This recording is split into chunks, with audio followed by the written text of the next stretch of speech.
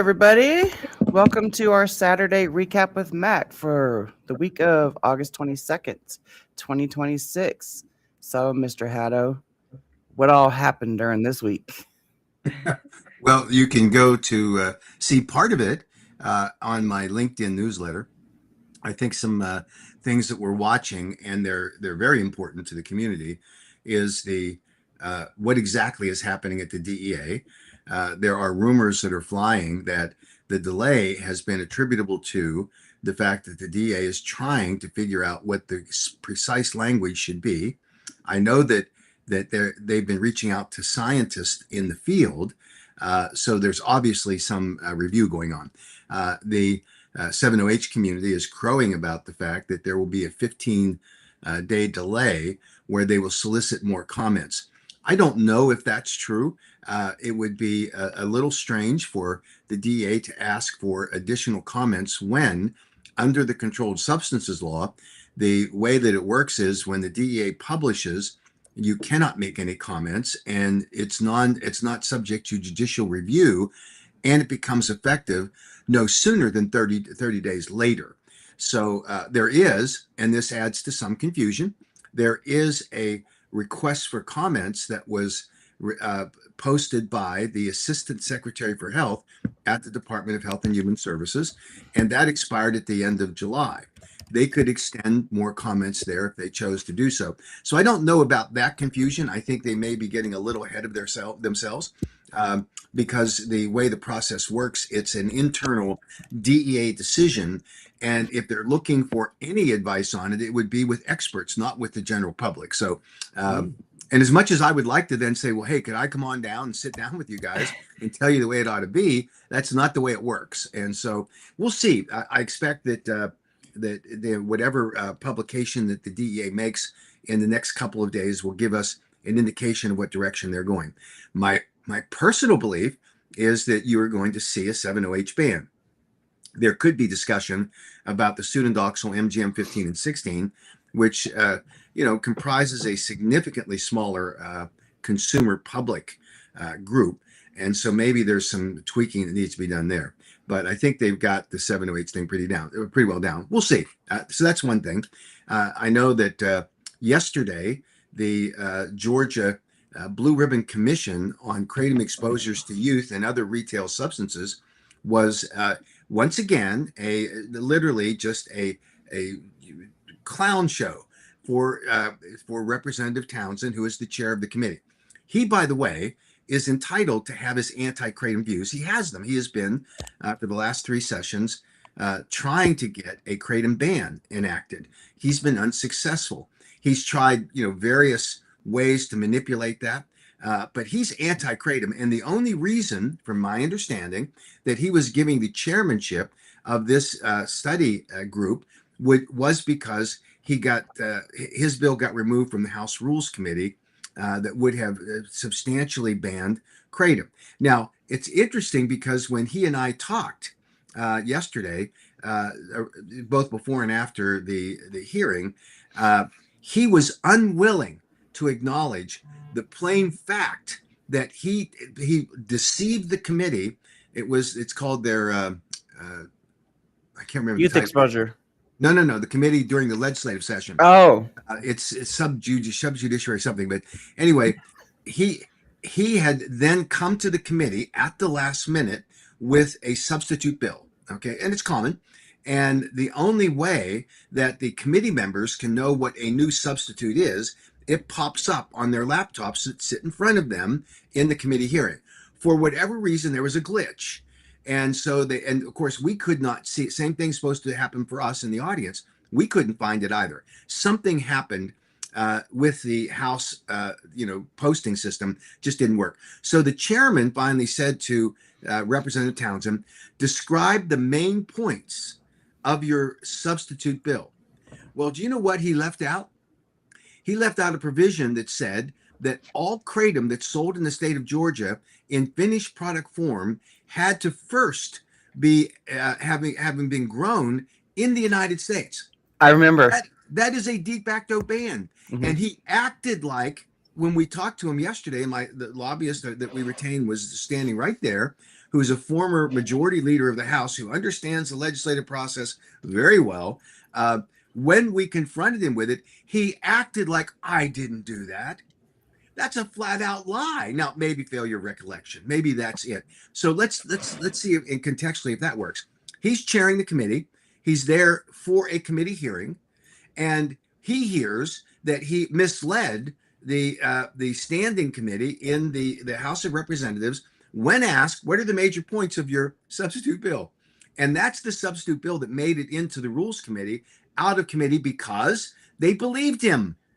They said this is a regulation bill, and we didn't like other provisions of it, but this one that he withheld deliberately. Now, maybe he doesn't think that's such a major thing, right?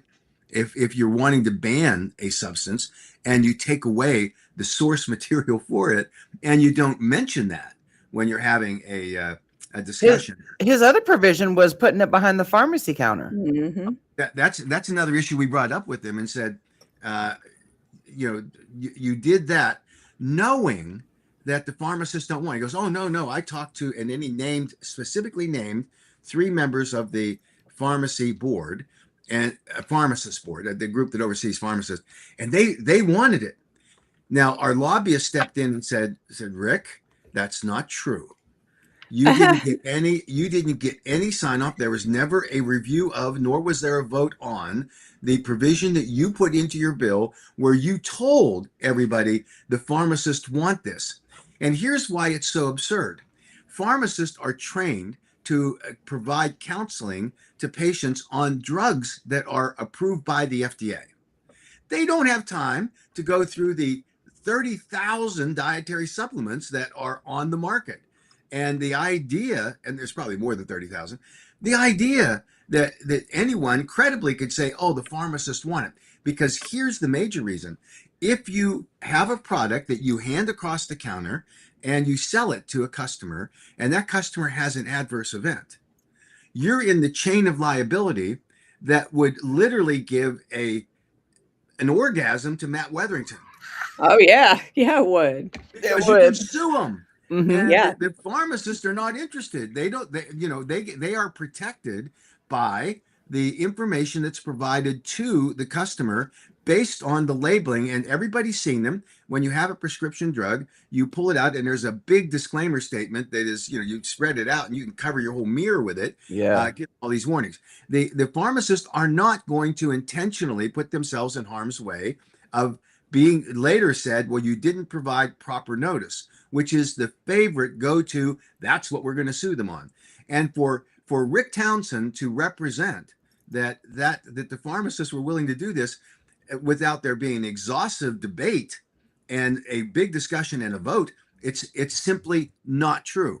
But this is the casual relationship that Representative Townsend has with the truth. And he sat there and told us, oh, that's not true. I confirmed it. That's like me saying that, I decided that I wanted to add another addition to my house. And so I went down to my 4-year-old grandson and said, do you think this is a good idea?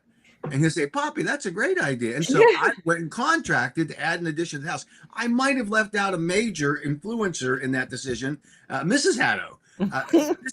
This is craziness on his part, but more importantly, he doesn't get it. He thinks it's all okay.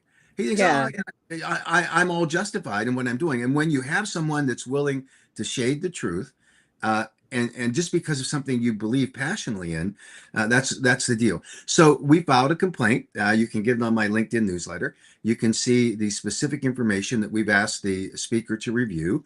The bottom line is we want it to be fair. And I'm going to tell you that there's no one on the planet, with the exception of Dean and Cameron Francis and a couple of the KDA people, that would think that the lineup of witnesses that have been selected over the last 2 hearings would be considered fair and balanced to anybody. It's not. It's like the Salem witch trials. Yeah. Like, I feel like we're just sitting there, that's all there is anti-kratom. Yeah. Well, And think about if the tables were turned, Mac. If the tables were turned, the KDA and all them would throw a temper tantrum, and they'd be wearing the Karen wigs. Yeah. And I'm going to tell, 2 things on that. One is that I was tempted to say during the hearing that this was just like a kangaroo court. But if I did say that, the kangaroos would sue me because it ain't nothing like a kangaroo court. This was far worse. Kangaroo court was just, well, you're biased and you put it up there. But there was nothing in that hearing that allowed for a fair hearing. And here's really the interesting part. He invited specific individuals to testify. And by the way, God love them. They're with the exception of Miss Cave, who comes to the table with a heartfelt belief that Kratom obviously had a negative impact somehow in their lives. Miss Cave, I only make an exception because she is part of KDA. She makes a big deal when she makes her testimony. Oh, well, they're going to say that I'm weaponizing my grief. She is, because what we don't get is a good, honest look at what actually caused the death of her son. Her son died of drowning, and he had underlying health conditions that any reasonable person, I think, would at least consider as a potential in the cause of death. He also had some other medications, which she readily acknowledged, dismissed as being part of his therapy, as though that would never have any impact on what they're doing, right? I mean, I remember it must have been 40 years ago, I was prescribed a medication and I had an adverse reaction to it. And I walked outside to my car, in the pharmacy, and I took the first pill because the doc said, take it as soon as you get to the pharmacy. And I passed out in my car. Now, it was because of a reaction to the medication, right? Those things happen.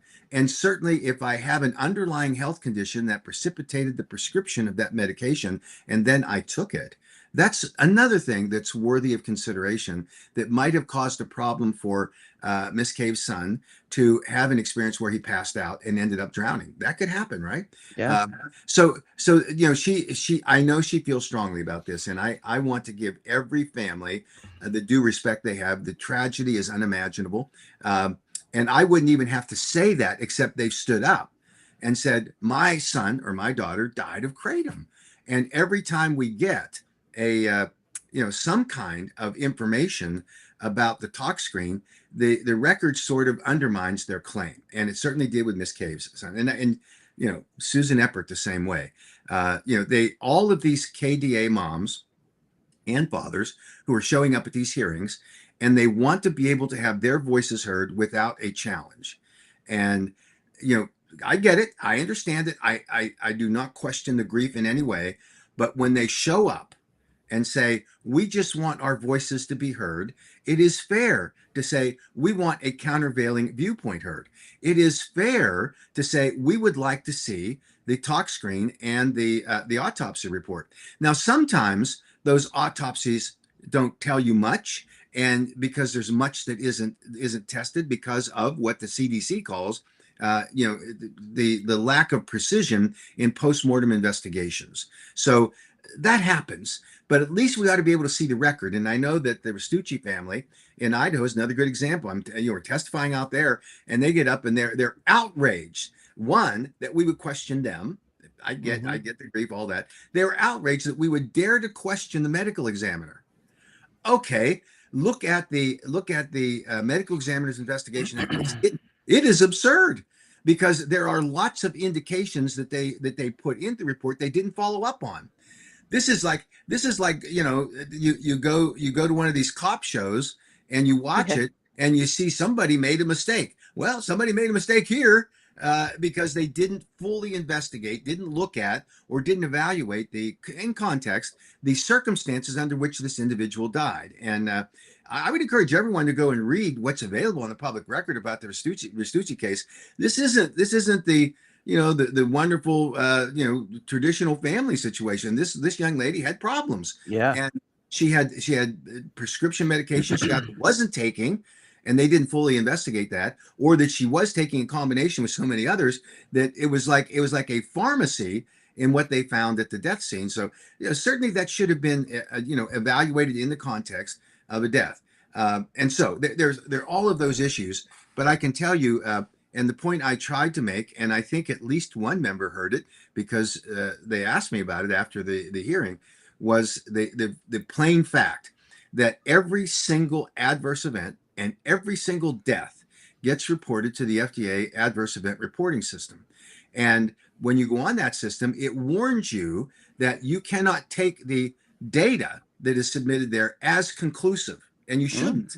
Now, the KDA people think, well, hey, look at the FAERS database, look at the number of kratom exposures. They warn you before you can't even get on unless you click the box and I'm not going to use this, or this information can't be used for this purpose. They just go and use it. But here's the important thing about that research that's done. It is a surveillance system. So it's designed to identify clusters of deaths that are associated either with an individual substance or a cluster of death that is associated with the co-ingestion of another substance. So they look for dietary supplement to dietary supplement interactions, or drug to drug interactions, or drug to dietary supplement interactions. And if they identify, and they do regularly, any kind of cluster of deaths which raise to the level to require a black box warning, they do it. And so your doctor sees a black box warning on, let's just say Benadryl. And you say, don't use Benadryl if your patient is using, don't prescribe it if your patient is using kratom. You could, if there was data to show that, they would have. Yeah, you know what? The common denominator for me viewing some of these autopsies is Benadryl and SSRIs. Yeah. And then kratom in there as well. So I don't know. There needs to be a black box warning somewhere, And the FDA could issue a black box warning to require the dietary supplement manufacturer to do the same thing.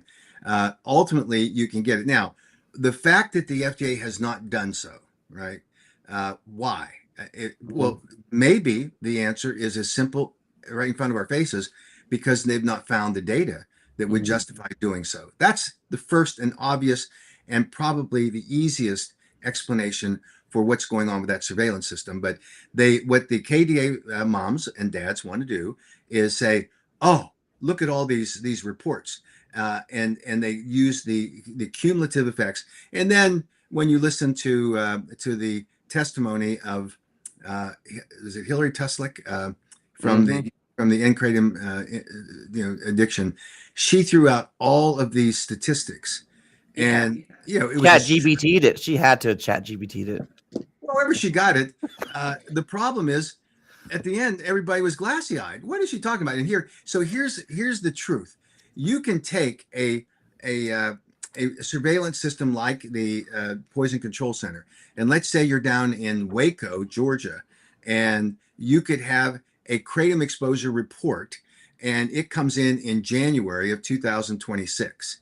And then you can have a second report that comes in February of 2026.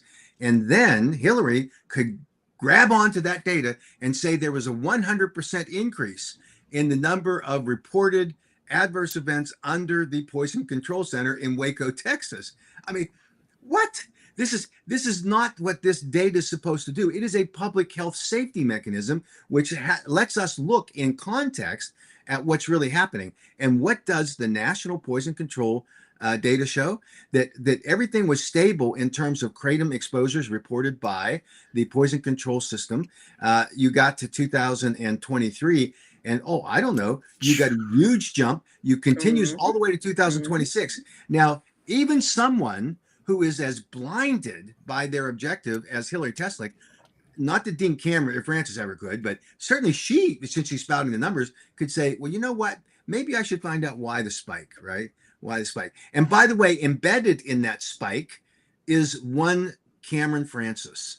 Yeah. Because when a report is made to 911 by his father, I think it was in April of 2026, that's a data point that goes on to the information database. So Cameron is embedded in all that. Now, we all know that Cameron says, hey, my father was right when he said in December of 2025, the kratom industry doesn't like my son's story, Cameron's story, because it has nothing to do with alcohol, nothing to do with extract products or any of the synthetics, nothing to do with it. That is in December of 2025. Well, no, what the kratom industry, and by the way, he loops us into it, what the kratom advocates don't like is when someone lies to them. And that's what he did when it came to the data in 2025, in preparation for going up and parading that data to the Virginia legislature. And and I've said it before and I'll say it again, I would have loved to have seen a transcript or at least be a fly on the wall to hear what Dean and Cameron Francis said to Governor Spanberger when she held the ceremonial bill signing, which just imposed a new labeling requirement, but one that is inconsistent with federal law, by the way. And they thought that was the best thing since post toasties, and they paraded it out to everyone as such. But did they tell the governor? Oh, by the way, 3 weeks ago there was a 911 call, and what I said in December of 2025, that no one likes this story in the kratom side because my son had nothing to do with alcohol, nothing to do with any of these extracts or synthetics. And the 911 call was a tutorial for the 911 operator who was unfamiliar with what 7-OH is. And Dean Francis told him in detail and described the effects of 7-OH, not the effects of natural kratom leaf products, the effects of 7-OH, where he was hallucinating. And by the way, he was drinking. So a contributing factor in that 911 call was an empty bottle, a fifth of whiskey that his son, at least in Dean Francis' mind, had drunk, was saying when he's holding the empty bottle, saying, I'm not drinking. It would be like me saying, I'm not drinking Diet Coke as we sit here. I'm not drinking Clearly Canadian. Yeah. So there you have this bizarre kind of, let's now tell we never said that he didn't use these substances. We just said that his story had nothing to do with them. Well, I don't know what the definition of a story is, but I think it means the whole thing, not what you get to selectively do. So what we find out is that in the Epoch Times article, it was Cameron who told the reporter that I was trying to find something that would give me the same effects as alcohol, but not as as strong. Yeah. That's what he said. Yeah. And what he says today, no. And his father says it, no. It is kratom came first and then the alcohol, because they want to tell the story that kratom was the gateway to his alcoholism. It wasn't. Yeah, because it's important when he's standing before a police officer who was about to arrest him for shoplifting, for stealing whiskey or alcohol. I'm not sure. Beer. Whiskey. Yeah, it's stealing beer and I think beef jerky. Yeah, beef jerky. And he's telling the officer, well, I have an alcohol problem.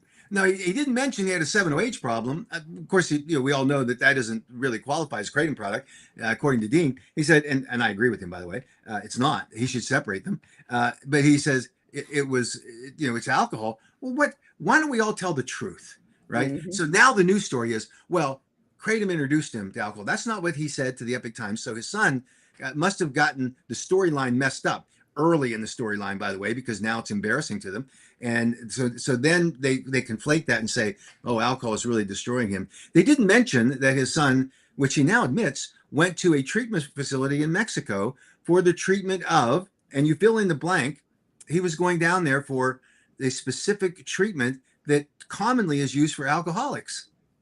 Ibogaine? Yeah. No, was it Ibogaine? It was Ibogaine. And that's in early this year. Mm-hmm. What? This kid is in the middle of this crisis that he's having, and his dad's out there in front making him the crusader, the centerpiece of his argument, for whatever bizarre reason Dean Francis is doing. I don't know. And he's entitled to his opinion, by the way, and everybody can, just judge his credibility based on what the facts are. But he keeps saying, here's what did the Representative All call it, your fact pattern. Here's fact pattern according to Dean Francis, and here's fact pattern according to the evidence and data. And so this is a tragic thing. And why this has been trotted out to the center stage in the way that it's been done, to expose his son to this kind of difficulty in having to explain what it clearly is a very complicated journey on addiction, is really unexplainable. I don't know what it is, but I know. I mean, from what I've seen so far, is Cameron is the carrot. Cameron is the carrot for Dean to be dangling him, and now they're on this mission, collecting donations. You know, someone made the point to me the other day, and it's a fair point. I'm not sure that I would agree with it, but they think that Dean is an addict for the attention. He is. Oh, yeah. As powerful as anything else. And maybe there's a case to be made for that.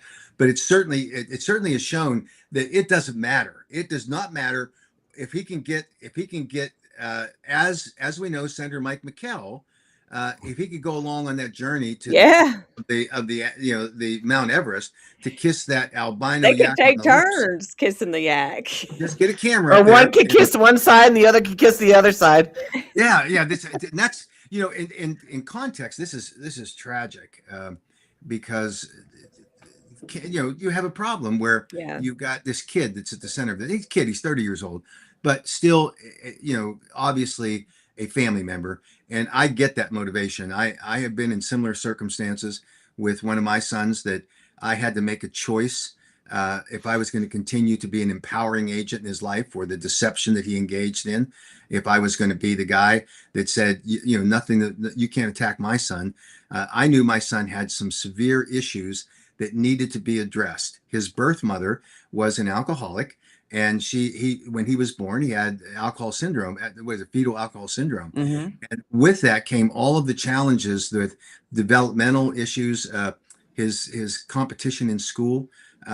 He never fared well in those circumstances, and the tragic consequences of that were misbehavior, always in trouble, badgering other kids, bullying other kids. And, we did everything we could.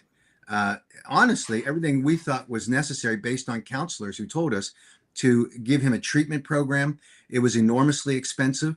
At the output, the one thing that happened with this kid, and he's now 40 some years old, is that he at least got on the right track after high school when he left our home. And he's not a perfect kid to this day. But I like to think that the foundation that we provided to him was a lot of the honesty. Was we did, I've said it before. I knew this kid was lying when his lips were moving, and I didn't trust anything he said. And he had some great excuses for his misbehavior, by the way.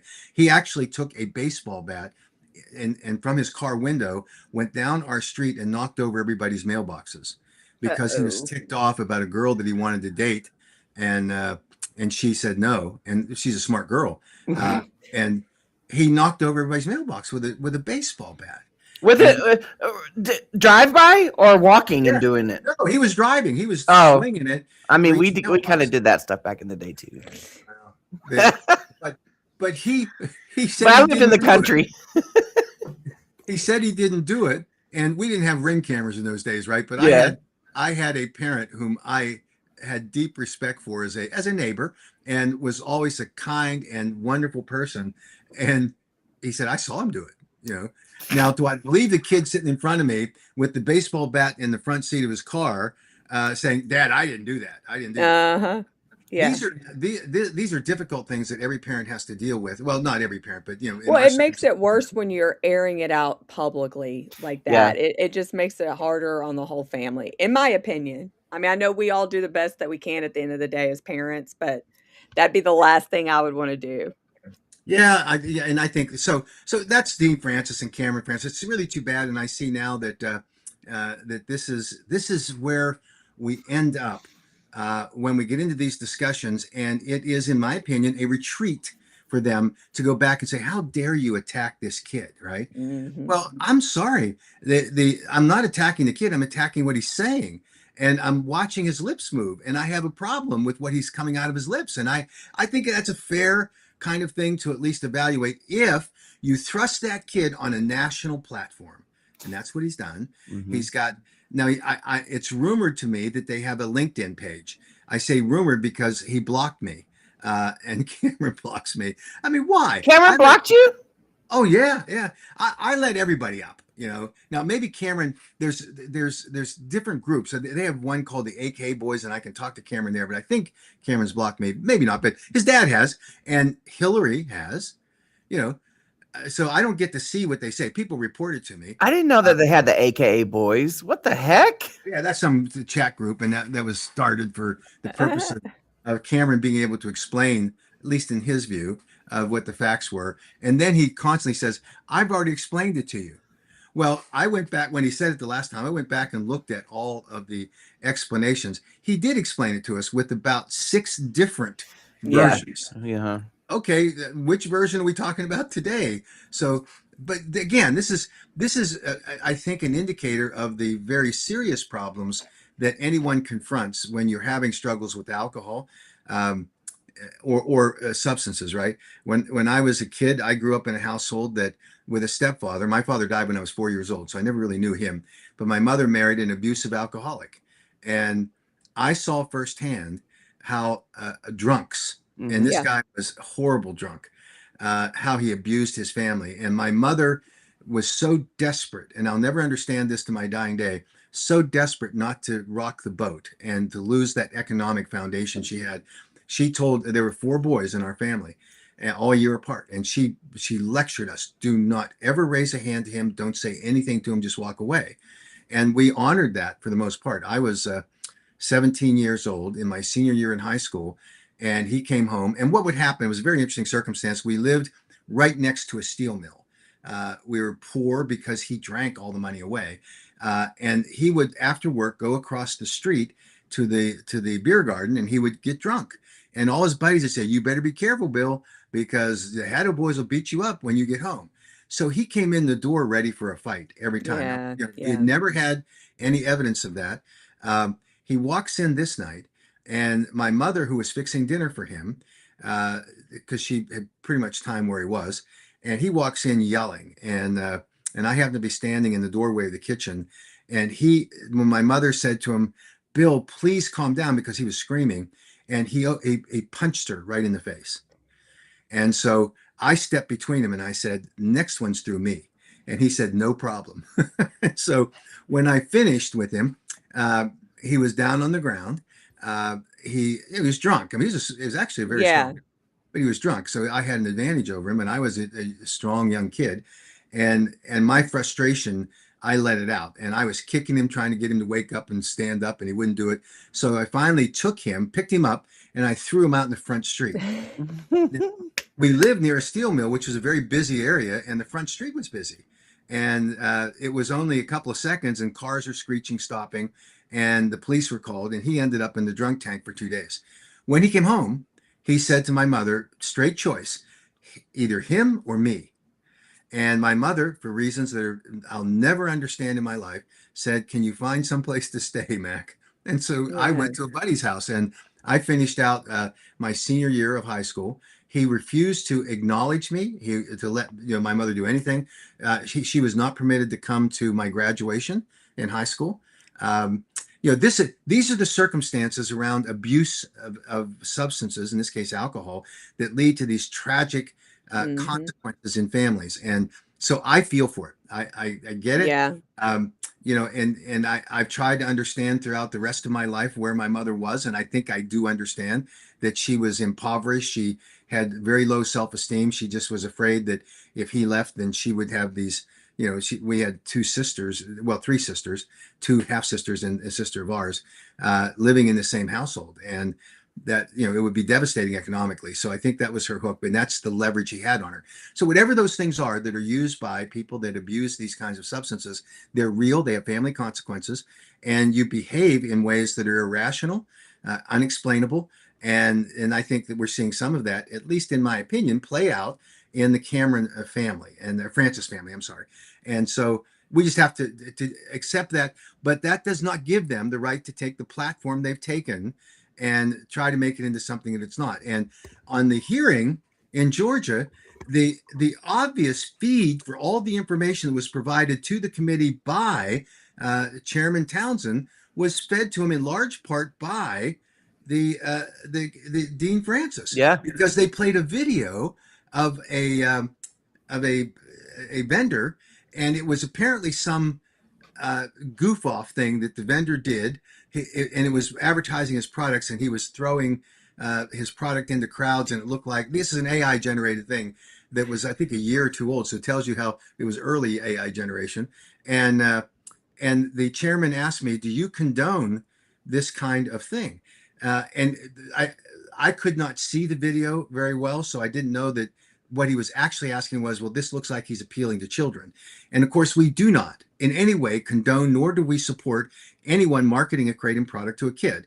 And I think I said that, but I didn't know for sure what this was. I find out later that it's now posted on Dean Francis's End Kratom Addiction thing, mocking this particular mocking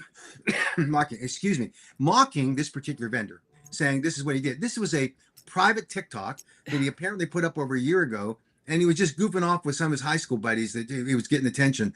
It never was on a product platform, but this is the levels at which Dean Francis will go. Now, if we all acted like Dean acts, he wouldn't be able to find anything because we'd block him. Yeah. But we're not Right. afraid of the truth. We're not afraid of the truth. So what's he talking about? I heard we talked a little earlier before we started. Someone said I blocked them on LinkedIn. This would be a problem for me because I can barely get on LinkedIn, and I certainly don't know how to block anybody.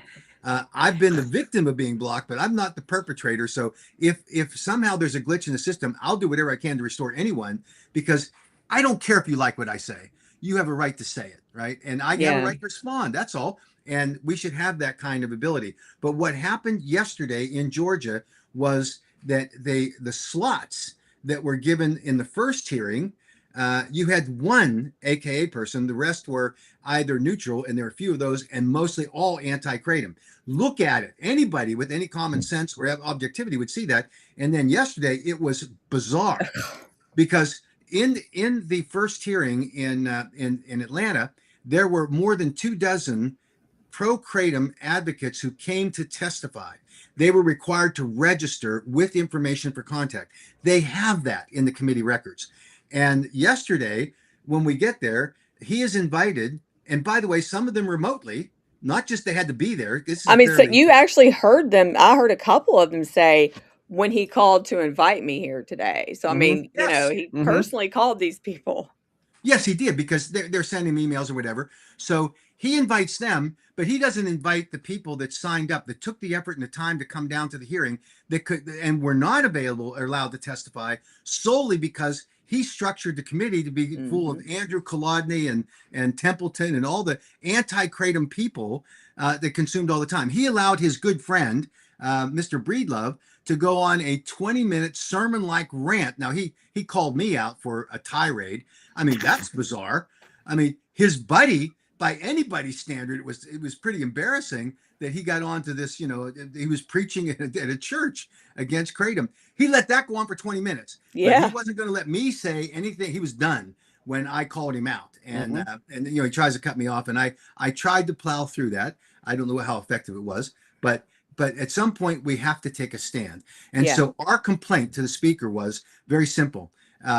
Chairman Townsend has the right to have an anti-kratom view. He can continue to pursue whatever deception he chooses in the legislative process to promote a ban on kratom. He can. It's no problem to me. He has a right to say whatever he wants in an open forum about kratom. At least we have at least the opportunity to respond. Now, when he's the chair, he has a duty, an absolute duty, to be fair. He doesn't get to choose, but He's not. He's not being fair. He did not ask a single member of that committee for any advice on who should be invited. Not a single one that we've been able to find.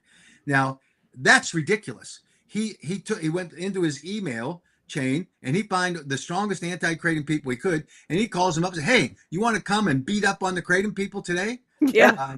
That's what they were doing. And Well, and none of it was really regarding youth exposure. And I will say the last guy that talked about vaping, it's like everybody was kind of surprised because they're like, and it's like, that's what this is supposed to be about, like retail substances besides just kratom that's available to you. So To it's like youth. he just threw him in there just to look good, to make it look like he was.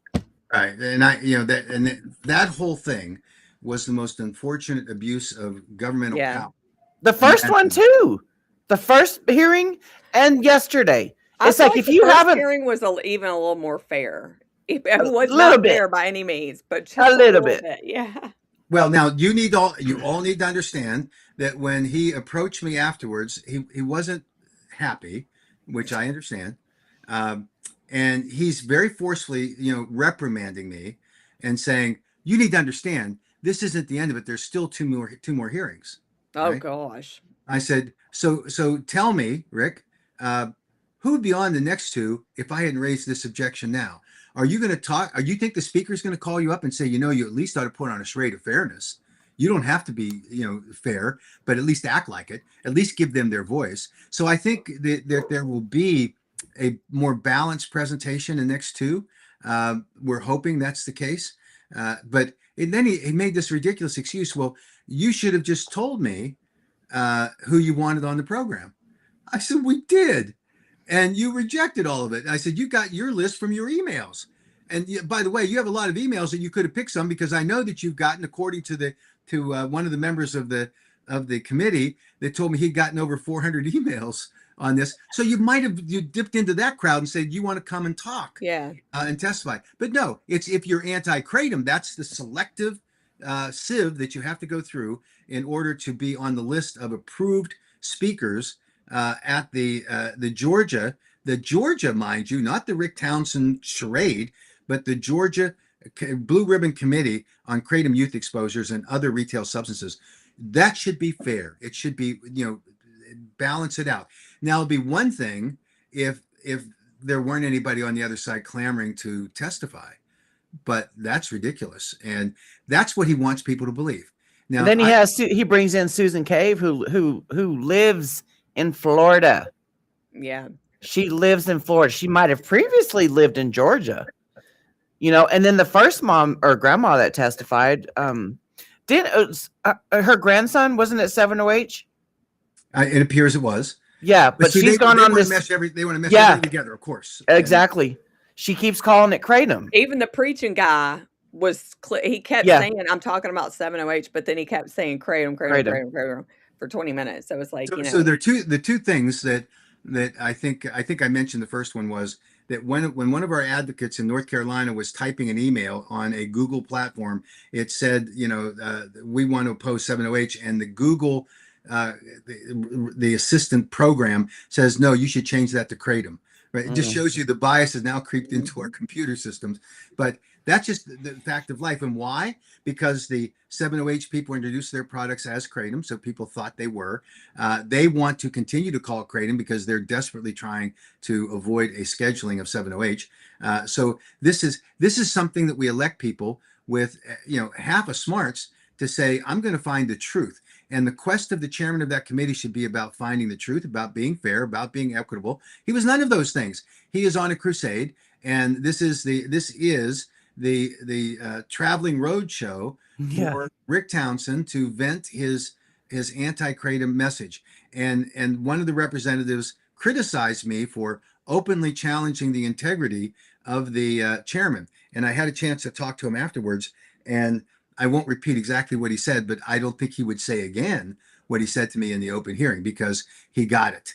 He understood that, when I told him that we had no input, that Townsend was just ignoring us, and that he was staging all of this in order to promote his narrative, which did the following. There are two victims in that process. One are the members of the committee who come in good faith, accepting an assignment from the speaker to serve on this committee. And then the obvious sacrifices associated with traveling all the way out to that remote district in Brunswick to participate. That's a little bit of a haul. It's about 3 hours or 3.5 hours from Atlanta. So they had to make an effort to get there. They should be exposed to a balanced presentation, all of the evidence. And then, more importantly, you have an entire legislature that is going to look at the report that's generated by this committee. And I can tell you there are two things that are going to happen. I think that report's going to be substantially different after our complaint than it would have been. And secondly, you're going to get an opponent's report. We're going to file a report to allow the legislature to see how badly Rick Townsend, as chairman, abused his authority and railroaded a message through that had nothing to do with reality or the truth. It was all about promoting his anti-kratom crusade. And the truth of the matter is, when one of the families that he referred to that was harmed by kratom, and this was a very tragic case where the kid ended up in a mental institution and later took his life, which the family blames on kratom. When the I have to be careful here. When a local law enforcement official heard that story, he said, I've seen the entire thing. This kid had multiple substances, multiple mental health problems, and it ain't kratom that killed that kid. But yet in Rick Townsend's mind, because the family says it, I'll believe it.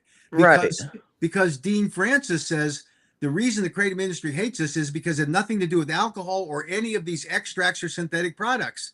That's what he said. And so we take that as the gospel truth, and we go down and swear to everyone on the Bible, this kratom stuff's bad. And none of the truth is allowed to filter out when you get that kind of a blockade on what he's doing. So that's why we made the complaint. We're going to pursue it. He asked me what could be done that would satisfy us. I said, start telling the truth, show us what's happening, accept that there is a counter viewpoint here. And he said, well, I've always done that. I've always done that. No, he hasn't. Which told me that ain't changing, because it hasn't been like that. He actually said to me, it's been very balanced. Yeah. That's what he said. I said, I'm going to go back and have someone count the amount of time that you gave to the anti-kratom people against the ones who are pro-kratom. I think you're going to see that what you just said is absolutely not true. Oh, Mac, no, you're wrong. I think it's been very balanced. I must have been at another meeting. I've been following I follow pretty much down all the states, but especially in Georgia, I've been following this soap opera, all these years, and it's like he's just mad.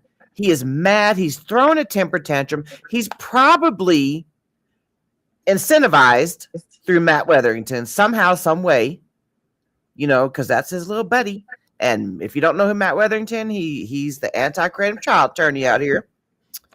Well, I did tell him. I'd gone out that morning and I bought a Monster drink at a gas station. I had purchased some Imodium at a convenience store, and I had purchased Benadryl.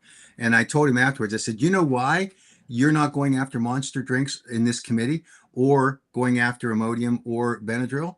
Because Matt Wetherington doesn't have any cases against him. Mm-hmm. I said, if he did, I'm sure you bet that we would all been here talking about those things. And he goes, oh, you really blow that up. That's not true. I said, Rick, I said, I was standing in the hallway giving you the amendments that we wanted to strengthen the enforcement. And you said, I need to think about it. I said, we've got 5 minutes before we go back into that room where you're going to answer whether you're going to accept any of these amendments. This was in the Senate Health Committee hearing. And he walked down the hall, called on his phone. Now, anybody want to bet who he called? It was Matt Wetherington. Yeah. And he comes back and says, no, we can't accept those. Now, these were amendments that strengthened enforcement. And when he went back in, Matt Wetherington shows up. And this is the famous picture when the senator, I think it was Senator Glass, he asked Wetherington, how are we going to enforce this? And Wetherington sat there dumbfounded. He didn't know what to say. And Matt Wetherington walks up and he puts his hand and he tells him, I was sitting right there and I heard the answer, local law enforcement. And so the one I heard was knowingly and willingly. That's another issue. Yeah. So the enforcement was going to be in the hands of local law enforcement. How do they know the difference? And what our enforcement mechanism was, register the products, publish a website from the state that shows all of the registered products that are qualified for sale that are compliant with the Georgia law. Then a retailer can go on and say, can I sell this product? They're not going to listen to a distributor. They're going to say, can I sell it? Because it's either on this list or it's not.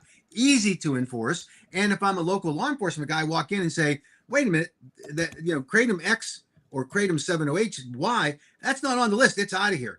Now, that's easy. But he didn't want to hear that because guess what? The only thing that Matt Wetherington wanted in that bill was a requirement that if you sell kratom in the state of Georgia, you have to register with the Department of State as a domestic organization. For what reason did we need that? Does any consumer call up the Department of State and say, is this a vendor that is allowed to sell here? Nobody does that. But you can sue them. Yeah. Right. Now you have a location where you can serve your papers. Right. Yep. And who was the little water carrier for Matt Wetherington and Eli Cohen? Who was it? Rick Townsend. Mm-hmm. I mean, this is a sham, and yet they think they can get away with it. So they got to him when he was freshly new to the Georgia representatives. Yeah. Oh yeah. No question about it. So now he's being molded. So you guys, you can't watch this. I mean.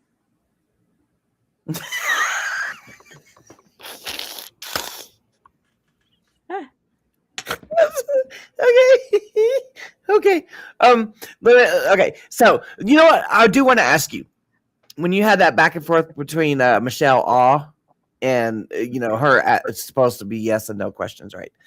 When you said that kratom is FDA approved, and can you clarify meaning medical or health? It was health. So under the Dietary Supplement Health and Education Act, was passed in 1994, there is a pathway for a kratom manufacturer for a product that was not in commerce prior to October 15th of 1994. So any kratom product that was in commerce prior to that is legal. Powders and capsules, they were dominant product forms. After the October 15th, 94, if you have a kratom product you formulated into a beverage or into a extract, you are required to go through the new dietary ingredient notification process. Okay, so you submit your evidence and data. You have to go out and collect it. You have to provide whatever that is, and that the FDA is going to stop you if you just pull stuff off the internet. That ain't going to play. You have to do your own research, and you have to show it to them, and it has to be very specific. So you then, as a manufacturer, take it to the FDA and say, I am submitting under DSHEA the new dietary ingredient notification.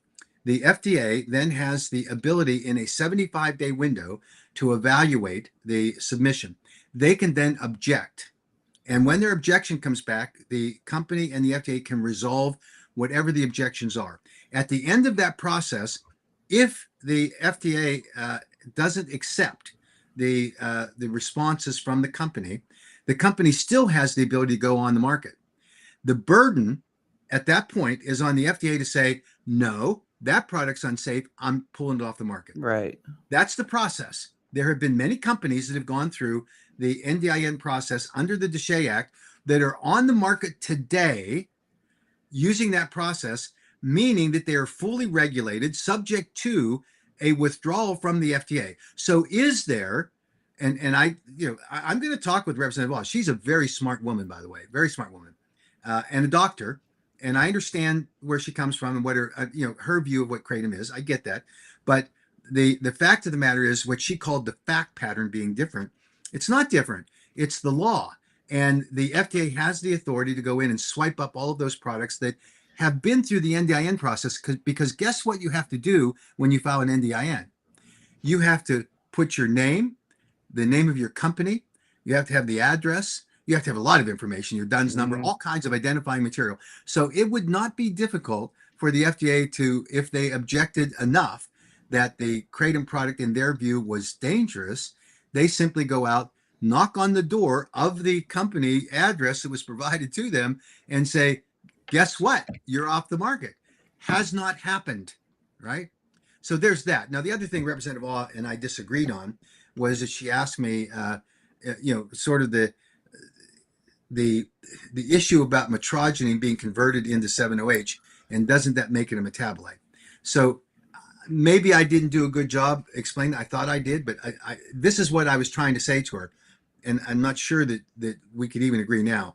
If you have a parent compound, and let's say it's metrogeny, in this case it is, the parent compound gets ingested. In your liver, that parent compound then gets a portion of it gets converted into 7-OH. So that's now a metabolite, right? So the metrogene's the noun in this process. The metabolizing process is the verb, and the output is 7-OH. That is not kratom. That is not the parent compound.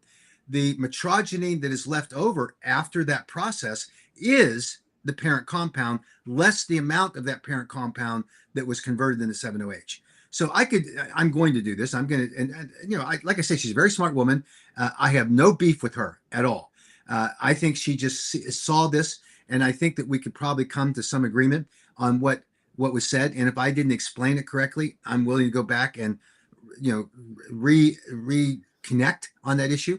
But the idea that the metabolite is metrogeny, in my view, is just inaccurate. It's not. It's the parent compound, which is a constituent of the plant. 7-OH is not. It is a metabolite that has already occurred before it gets to the manufacturing process. So when you have a parent compound in the United States, you have metrogeny and parent compound X, which is 7-OH, and that goes through your gut. And then you have the parent compound metrogeny that survives, and you have the parent compound 7-OH that gets enhanced along with some of the metrogeny. And there you have the important distinction between a natural kratom leaf product and a chemically manipulated one, as defined by the FDA and HHS and DEA. Trace amounts of 7-OH that are available in the parent compound, and then after the product goes through your liver and this is the critical point, because the anti-kratom people have glommed onto this. They say, oh, the gut converts it into 7-OH, so therefore it is a illegal compound, an opioid. Well, that's not the way it works, because the amount of 7-OH that's produced by your liver is actually impacted by two things. One, the actual amount of the material.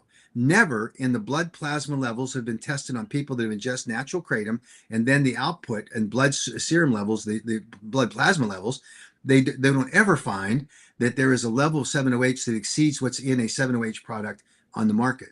So it's a very different process. And the reason is the liver works very slowly. It's like an army of these little molecules and cells that are fighting and processing anything we eat, anything, including prescription drugs and all that. And so they're working through the process. So it takes a long period of time for it to process. So over time, your body is going to deliver a relatively low amount of 7-OH, never gets in the blood plasma levels to a level like a 7-OH product. Then, and this is the part that I hope I have a chance to talk to her about, if you take a 7-OH product, which has already been converted chemically from the natural parent compound metrogeny, it's now flipped chemically into a majority 7-OH product. When that's ingested, it attacks the liver like a freight train. Yeah. And the liver goes into crisis mode. And the 7-OH people saw that wasn't very efficient, because what did they want? They want, as soon as you consume it, for you to have an immediate effect. They don't want your liver having a war with 7-OH. Mm-hmm. So they then went to the predominant mechanism for delivery to sublingual strips and chewable tablets, because that doesn't go through your gut. Goes right through the blood-brain barrier, goes right to the sector of your brain. It gives you euphoric high. You get that boost real quick, lasts for an hour or two, and boom, you're crashing. And same as it's the signature effect of a traditional opioid, which is why it's going to get scheduled. So that's the difference, and I hope that I can explain that to Representative All. I think she's a remarkably smart woman, and I hope that that we're going to be able to say that. And you know what? Now that I said that, I said she's a remarkably smart woman. She is. She's a remarkably smart legislator, remarkably smart medical doctor. I saw the meme that was put up by the anti-kratom people that showed me in a wig and said that I was, demanding to talk to the manager. I mean, you talk about a sexist kind of thing. You cast women as being, the criers, the whiners. They're showing up, and I want to speak to the manager. I mean, what? And this is ostensibly done by a female pharmacist. Now, maybe she's not the one doing the memes, and maybe this open truth is something different. I don't know. Maybe it's some people say it's Dan Gibb up in Ohio. I don't know. But you talk about a bizarre kind of meme that puts a female wig on me. I mean, there are lots of other things you can do that wouldn't make you into a sexist pig. It's not open truth. Yeah, it makes. It's not open truth website, y'all. It's I don't even want to give the website name. Well, it's antikratom.org. I don't care if they hear it. Go see the bizarre shit that they put up. Yeah, it's really weird. It is so weird. And they went through and they did a expose on me and Laura. Wait, an expose? Yeah. They just reiterated what you say on your testimony. And gave me a cute meme. They gave me a cute meme. I love it. But it's better. It's the better meme versus that Susan Cave. Susan Cave that went and testified in Georgia. This is the meme she made of me. Yeah. So I got one. I'm redoing my office, but I got one. It's going to be a couple month process because I'm never around. But I got one that was great where it shows me kind of looking over the edge and there's all these. Oh yes. I'm having that framed. Are you? I have a sense of humor. I think some of this stuff is funny, but does it get us to the truth? That's the key. And now, was it their intent to be funny? No, they were just going to mock me. They spend all their time grinding about, oh, Mac made this mistake in his life, or Mac made this mistake when he was talking. Hey, I'm not perfect. I make mistakes, and I'm willing to own up to them. I I told Rick Townsend that one of the biggest mistakes in my life was trusting him because he told me I could trust him. I said, you know what? I could smack myself for that because I can't trust you. And he can't believe I say something like that because he's a representative. I sat in in a legislature. I get it. I think you get puffed up with yourself and you think you're the smartest person alive. And when I was in the legislature, I made a few mistakes and I tried to learn from them. But I think he's a little obstinate on this issue. Well, no, I take that back. That he's a lot obstinate on this issue, and he doesn't see the forest for the trees. And the only way I'm hoping the speaker reins him in. I don't expect that to be a public whipping, by the way, but I think the speaker's going to have to deal with him and say, you can't play this game in calling into question the integrity of the entire legislature because you want to run this rant and this anti-kratom crusade. That's literally what it is. It's like just drilling that rant in every single meeting. To borrow a word, rant. What did he call what I was saying? A tirade. Tirade. I mean, give me a break. There was just, but see, he didn't want me talking anymore. See, the thing of it is, Mac, is that with him and with other people in the community, I can't name no names either. It's like they don't expect Mr. Mac Haddo to get fed up. Like everybody reaches their breaking point. Well, you could if you play Mr. Nice Guy and you let people walk all over you in life, you're never gonna. You have to speak up for yourself. You have to advocate for yourself sometimes. And what we saw yesterday at the Georgia committee, you spoke up for the kratom consumers. Yeah, right. Not just ones in Georgia, but in the United States. You stood your ground yesterday, and we applaud you. We freaking applauded you. Thank you, but I want you to know that I still consider myself to be Mr. Nice Guy. That was what Townsend heard yesterday was Mr. Nice Guy. He hasn't seen Mac Unleashed, and he keeps this game up, and we're not stopping. I mean, this is what he's doing is fundamentally unfair. He's misleading his colleagues with his nonsense. We've got a pattern of behavior where he misleads his colleagues, and he either doesn't remember when he does it, or he gets amnesia, or he gets blackouts. I don't know. Maybe so, but I don't buy it. Okay, so well, actually, let me read you that Reddit comment that I got. So I understand Mac's frustration, but sadly, I think this does more harm than good, especially if other members in the committee are friends with Representative Townsend, which they probably are. I agree that the committee is biased, but if anything, the committee will only be more biased against Mac and potentially other pro-kratom testimony when he gets super defensive like this, and kind of half lies by saying the FDA approves kratom for medical use, which can easily be disproven if they ask someone from the FDA to come to the committee, clarify their position on kratom, or respond via email. Yeah. So I took a risk. There's no question that by putting this information out in the way that we did it, that there could be people that were offended by it because I'm calling the chairman out publicly.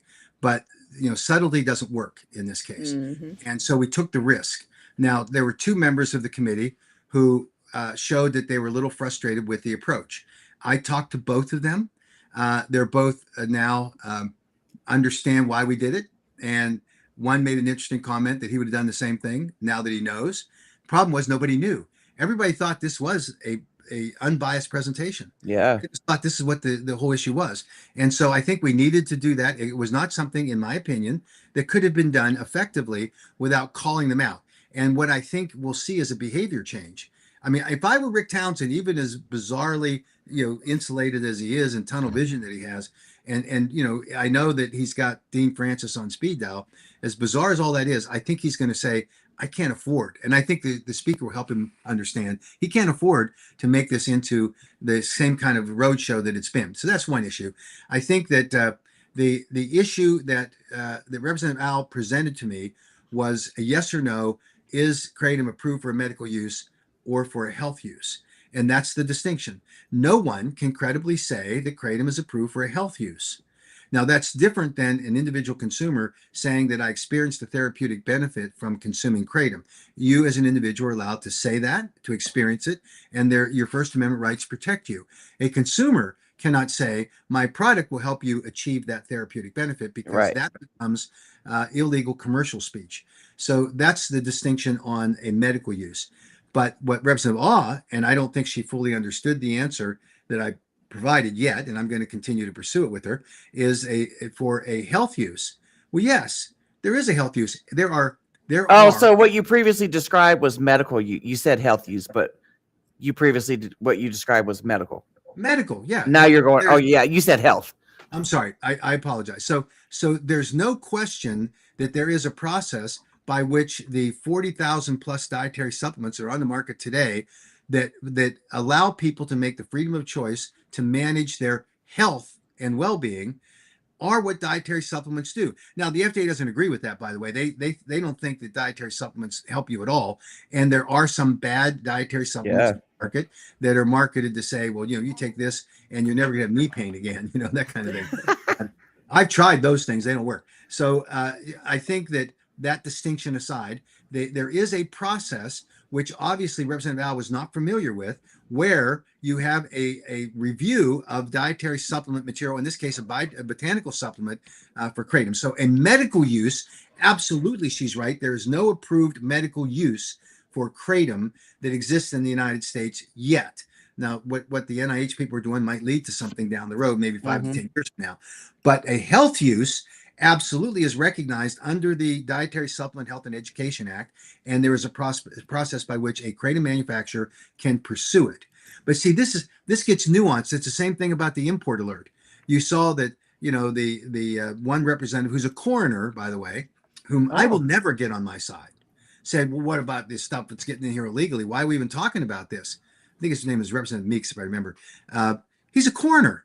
And he's not going to accept what kratom is or isn't, because he believes in his profession, I guess, that kratom is very bad. So, but the important thing is equally misunderstood.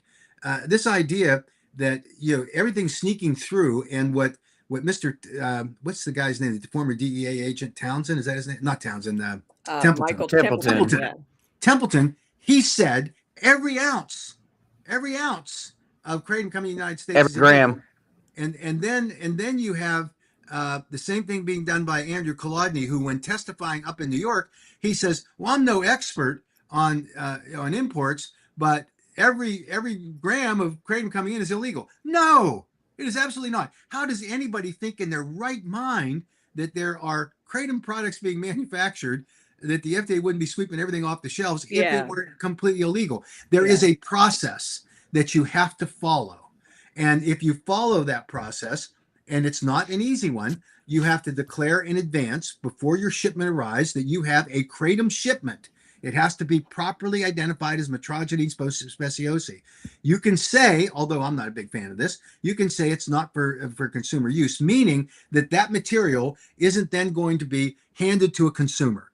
There's going to be a sale of that raw material to a finished product manufacturer. That's where the responsibility lies for producing a product that is safe under the Dietary Supplement Health and Education Act. And that's the control point. Kratom is regulated in the United States. For anyone that says it's not, doesn't know what they're talking about. Kratom is not subject to a complete blanket import ban. They do not know what they're talking about. For these people that like to trot this out, it's like they leap on this pile of sand, and when they get, they see it kind of flowing around and they're losing their foundation, they jump to the next pile of sand that Rick Townsend and Dean Francis, Cameron Francis, are busily shoveling to create that pile. Let's talk about the truth. Let's look at what the reality is. And this idea that they have now formed this cabal, and it is a cabal, with Dean Francis and Patty Wheeler and my good friend Senator McKell out in Utah, and Dean Francis, Cameron. I mean, this list goes on. This is craziness. And at some point, we all sit down and say, you know what? Let's find the appropriate restrictions on kratom products that could be strengthened. And that's what I tried to do yesterday, to explain to them that there is a regulatory model for enforcement that Representative Townsend rejected out of hand. And I should say, because he was being told to by Matt Weatherington and Eli Cohen, that would have provided for regulatory structure. And that would be register your products, publish a website, provide strict regulatory controls, fund it with an excise tax. And did you see the testimony that was provided by Shatterproof? Yeah.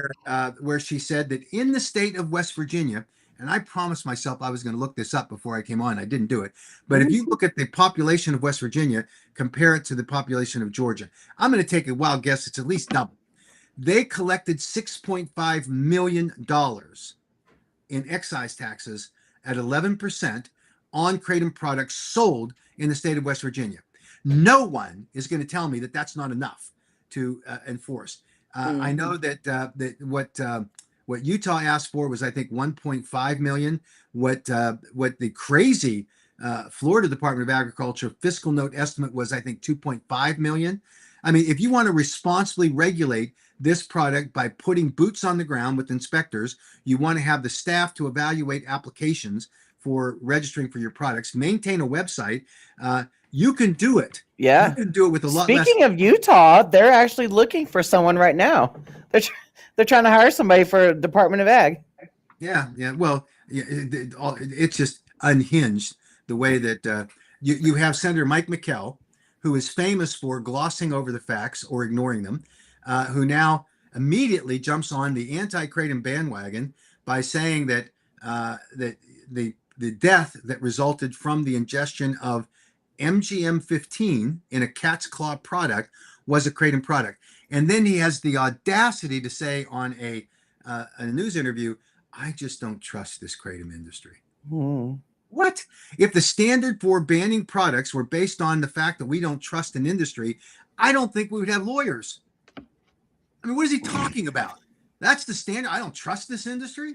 It's bizarre. But this is the kind of extreme behavior of someone who is just on a crusade, and they really don't care, and they think they can abuse their positions because they hold them and say, you should believe everything I say about this product, right? And we have the posting that was done on social media where Senator McKell said that he had a constituent. Turns out the constituent appears to be one of, or the person he was talking about when he said on his social media post, "I'm going to do everything I can through his law practice and in the legislature to bring justice to him." So I'm sorry. Is there something here I'm missing? When do we let lawyers decide that they're going to help legal cases by passing legislation in the legislature? That's a conflict of interest. And yet now he didn't file the case, but there's another law firm and we're named in the lawsuit. So I'm going to be very careful about what we say about that because that's just their game. But I think it would be worth people looking at whether or not there is a relationship between the law firm that has filed the case against the particular companies and named the AKA in it for some bizarre reason. I think that's at the encouragement, of Senator McKell. And we're only going to get to the truth in what's going to be a years-long battle. And in the meantime, you have Senator McKell will say, "Well, look, there's lawsuits filed, and this is a terrible situation, and I don't trust this industry." Well, Senator McKell, we don't trust lawyers. We don't trust you. And if that's the criteria, then be gone with you. Let's get someone that let's get an accountant to pass or to sponsor a bill to ban Kratom. Let's do that instead of the self-interest that you show. An accountant. Okay. Did you watch the Montana hearing? I did. Yeah. Well, there's one thing, as you saw in my LinkedIn newsletter today, I'm still shocked. And I cannot believe it because I know no one in their right mind would believe me if I said that I had hounded the person who lives in Montana, who is the head of the grassroots advocacy organization, Robin Graham, who runs this organization, who went on a rant on February 14th of 2025 and said, 2025, 26. 26, I'm sorry. People need to get off their butts and get out and testify. Now, they've cut and spliced that so many times. That's exactly what she said. Why don't you just admit it? Why don't you be honest and just say, you know what? She said something. She was trying to get people hyped up. But no, they want to say she didn't mean that. She didn't mean that people should get off their butts to go testify at a hearing. And by the way, you heard the actual advice from the chief Moomba in the and that's not sexist, is it? Moomba is, I think, generic term. But you have I don't know. Yeah, I don't know either. I'm going to investigate that to see if Moomba is sexist or not. But for the purpose of now, the chief Moomba of the Kratom Gals, podcast said, if you live in the state, it's critically important that you show up because your voice matters. And so there I was with my popcorn, waiting, waiting for Robin Graham to testify because, damn it, she lives in Montana. Her voice is critically important. I don't know. The chief Moomba said that. Critically important. And this is the 7th or 8th hearing where you can call in and testify remotely and have your voice heard. And we lost that vote 6-5. Now, that's not the end of the day, by the way, but we lost it 6-5. Maybe Robin Graham, as an influential Montana constituent, I need to relax because I need to take my kratom. Maybe she would have had a difference. What the hell are these people talking about? And they want to say with credibility that they are these advocates and that they're out for the kratom people. They are they're apologists for the 7OH group. And this is what I said, and I mean it because this is the last one I'm going to talk to them. They made themselves irrelevant with the joint actions of where you've got Madeline saying, I don't take any money. I don't take any money from the kratom industry. I never have and never will. Right? That's what she said. And so I simply asked the question, and it got to her, was a report that I'd received from kratom manufacturers, natural kratom leaf manufacturers, who said that she approached them and asked them for financial support for her various enterprises in the influencer game, right? So now, caught, I was going to buy some gloves with red-handed. Caught red-handed, what does she do? Oh, I've never taken a dime. I don't take any money, but I do have affiliate marketing agreements so that when I mention a product and someone buys it, I get a rake off. Now, and by the way, she normalizes this by saying everybody does it. It happens all the time. I don't. Well, no. Wait, how can you say that, Misty? Because Madeline says everybody does it. And she says, We don't. Jen, you guys, you can't be telling the truth because everybody does it. Madeline says everybody does it. And by the way, that's the excuse as to why she did not disclose it when asked whether you're taking money. But I don't take any money. I don't know what the difference is between money that comes from a some sort of an affiliate marketing program and it somehow arrives at the bank and you say, well, this is affiliate marketing money, so it's not real money. You can put it in my bank account, but it's not real money because I'm not taking money. But as distinguished from, do I get a contribution to promote your product on the Kratom Gals website or podcast? I mean, they are irrelevant. They've now become the apologist for the 7OH industry. And I've got to tell you something that I honestly and sincerely believe. I think that there are two people there who are really good-hearted people. And I know they feel strongly, and I don't think they're compromised in any way. They have a right to say what they're going to say. They use 7OH occasionally, one case and the other. Twinkle and what's the other one? Twinkle and Venus or Amanda? Yeah, no, not Amanda. Venus and I think those people are sincere, and I think Sarah Pitta is a wonderful person. I think her. I don't agree with everything that Sarah and her husband's name is Dan, right? Yeah. I think they're magnificent. I think that they're sincere. They put out fabulous material. I mean, the investment and sacrifice they did to do the Kratom Index thing with all the literature. They are wonderful people. We don't have to agree, but I think they're terrific. And I think they're making a significant contribution to the Kratom community. And I can have a disagreement with them. That's fine. But I think that this is the problem, that you get these people that have decided that their niche, position in the kratom industry is to be an influencer. Well, we don't need an influencer. We need boots on the ground. And we need people that are out there willing to make the sacrifice. And I've not seen, and I get it. She says that's not my shtick. I've not seen Madeline testify remotely or in person at any hearing. And yet she is the face of. Not even for her state when that happened last year. Yeah. So they're irrelevant, and irrelevancy is defined by the actions of the 7OH, the 7 those people, the Kratom gals, and then you get into Amanda.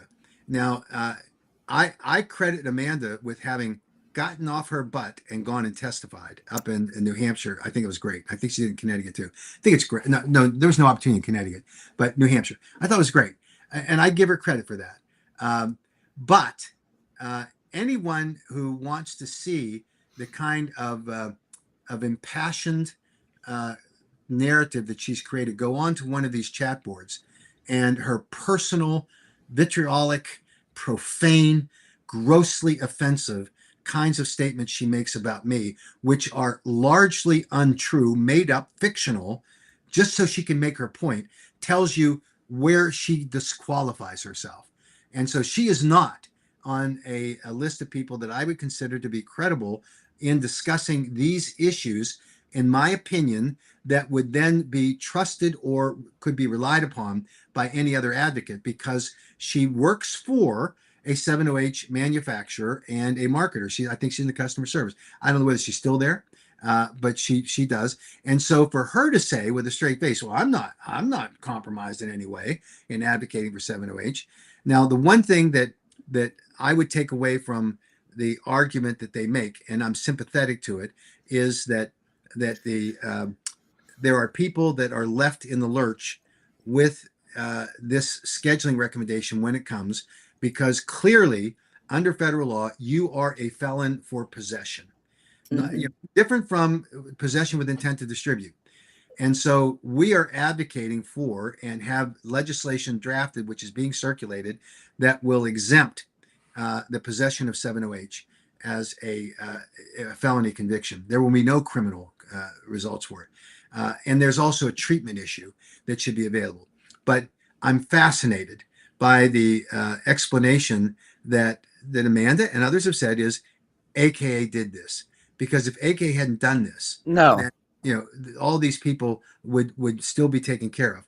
The people that did this were the the profiteers in the 708 industry, when they placed their products into the market without meeting the federally required standard for market entry, which they admit they did not do, didn't care, wanted to make humans as guinea pigs for their product. They're claiming today that 708 doesn't kill anybody. I mean, the data and statistics overwhelm them. I mean, this is just something they say to pat themselves on the back. Maybe it helps them sleep at night. And I'm telling you, this is craziness. The data that has been collected that allows for this to be classified as a temporary scheduling requires that this is what you have to do in order to be on the market legitimately in the marketplace, and for people that are using these products, what they should be doing. And all this gets wrapped up into this bigger narrative about, oh, well, I'm a 708 guy and I'm a believer, and it must be AKA that was responsible because we're the ones, AKA is the one that wanted to make it scheduled. The people that placed it on the marketplace dictated the path to scheduling the moment they did it, because they knew what they were doing. They knew that they had an unsafe product. They knew that it was untested. They knew what its effects were. And you just have to listen to Vince Sanders when he said, we saw this market explode. He said it was bigger than the marijuana and CBD market. Well, I don't know. Tell me what the driver was on the expansion of the CBD and marijuana market. You got a high. You got a euphoric high. The drug seekers were out in droves for those products, and now they're out in droves for the 708 products. Some unsuspecting, because they got duped into thinking this was natural kratom, got hooked, and now they're it's a horrible situation. This is really interesting, and so it goes back to the testimony yesterday by the drug court representative, a woman who had been through addictions. She described her personal experience. She did amazing. Yeah. And when asked, well, how long did it take you to get off of this kratom addiction? And she said 2 weeks. Did it require a medical, dependency? Not addiction, dependency. It's dependency. Yeah. And I could have closed my eyes, and that would have been Nora Boko testifying there. This is where, and I could see at one point Townsend put his head down. He didn't think she was going to say that. Mm-hmm. He didn't vet her properly because I assure you, had he vetted her, she wouldn't have been there. Because if his troop of anti-Kratom crusaders had done their job, if Dean Francis had spent more time, vetting the witnesses instead of putting on a wig as a meme on me, then they would have blocked her. But she snuck through. Yeah, she was snuck amazing. through. You know what, Jen? We should show hers too. Honestly, when Shatterproof testified, I was a little bit impressed. Yeah. I was a little bit impressed with that. It wasn't Although- as bad as I thought it was going to be. Yeah. So I went up afterwards. I think her name is Leah, and I handed her my card, and I said, "You and I really should talk because I agree with about 70% of what you said, Yeah. and the 30% that you said, I think we could have a discussion about." Yeah. And now, obviously, I'm not a good reader of people because I've been criticized for not understanding what people are saying. But I got the sense that she was not real anxious to talk to me, and that's disappointing because I'm going to follow up, and I hope that I just misread that situation. Well, it's probably because you mentioned the donor, being Yeah. funded and stuff, Yeah. and Shatterproof is. Yeah. Bev has showed me all the screenshots. Well, not all of them, but she showed me one yesterday. She's worked her butt off over the years, Yeah. tracking down all their, And I apologized to her, and I said, I know I put you in the bucket of the addiction recovery centers. It was actually a Suboxone group that funds you. And I said, and you are on their long-term corporate partner Mhm. list. And I think long-term means multiple years. And you got $150,000 last year. That might have added to her. She scrunched up her face. And I don't mean to be sexist because men can scrunch up their faces too. But I've seen this look from my wife and my daughters when they. I know what that means, and it's because I'm smart, and if through experience, learn. She ain't talking to me, but I'm going to try, and I'm going to see if we can bridge that gap. But yeah, that lady from the drug court play, I liked her testimony. Like, Kratom definitely saved her, and she used it as a bridge until she could get to the root cause of her. I believe it was migraines, chronic pain, or migraines, or something like that. Yeah. So what at the bottom line, it tells you a lot that there are people out there that are using Kratom responsibly that are seeing health benefits from it. In a well-regulated marketplace would have better protections, and we were giving those. They were rejected, not dismissed. They were rejected specifically by Representative Townsend when we asked him to include these regulations in his bill. Strict fines, all of that. I see the question up here: how would in Georgia online sales be affected? You have to register. You can't sell online unless you register, go through the registration process with an independent certificate of analysis, and then you get on the list. Then a consumer can do the same thing that a retailer could do. You go online and look to see the approved products and in Georgia that have registered, and then you can then buy that product. And that's the process. Now, none of this is perfect. This is a dietary supplement. This is not a prescription drug. This is not a street drug. I mean, this is craziness. But we put in a layer of consumer protections that allows for assurance for one thing. A consumer has an increased confidence in the safety of the product that they're purchasing. It's not for some bureaucrat to be able to say, "Oh, I just got $2 million in order to build a bigger bureaucracy to buy some equipment or to hire some people." That's not what it's for. It's for consumers to be protected. And if it means that we do X being all of those things I just mentioned, fine. But it ought to be legitimate. And I have been in too many meetings where for example, in Florida, the Department of Agriculture said in the meeting where we talked about the fiscal note, where they wanted initially about $10 million. And their justification for $10 million of a funding for Kratom sales was that they had to build a new laboratory. And I'm sitting there thinking, I don't know, $10 million seems like a lot. And then they said, well, we have to construct the building to house it in. This is the way bureaucrats think. Yeah. They can't go and lease space, that might cost them a couple $100,000 a year. They got to build a building. So they want new real estate. Yeah. So I actually have a question about that I was going to ask you today. Well, as far as like the whole, okay, so let's say when the 708 scheduling does happen, and it's, completely set in stone and everything. Say going forward when a state is trying to ban everything because they say they can't differentiate. I know that I guess they're technically wouldn't there be like federal federal Resources. resources available, I guess, for them to test? Would it be in each state? Would there be funding and testing available for each state if it's something federally or? So there are two responses to that. First, if the feds actually schedule it, most of the marketplace is going to dry up because Mhm. there's no way a distributor is going to risk getting a felony conviction for distributing. And I don't care what the manufacturer offers them, they're not going to do it. And the retailers are going to be in the same boat. So you will see a significant diminishment of the 7OH marketplace by magnitudes. What's left, where you get some of these bad actors that say, I'm going to sell it anyway, then it's a simple phone call to the regional DEA office, and they will send a DA officer to to cite them, arrest them, and then they'll take the product to test for the purposes of prosecuting that individual. So that's the way it'll work.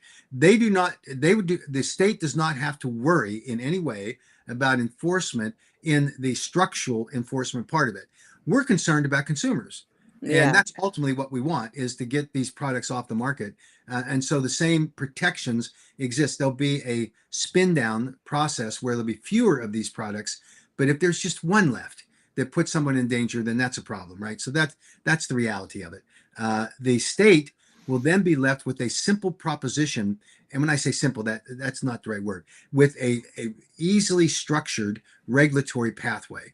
You have a registration system. You require that the formulation of the product be documented for compliance by an independent COA.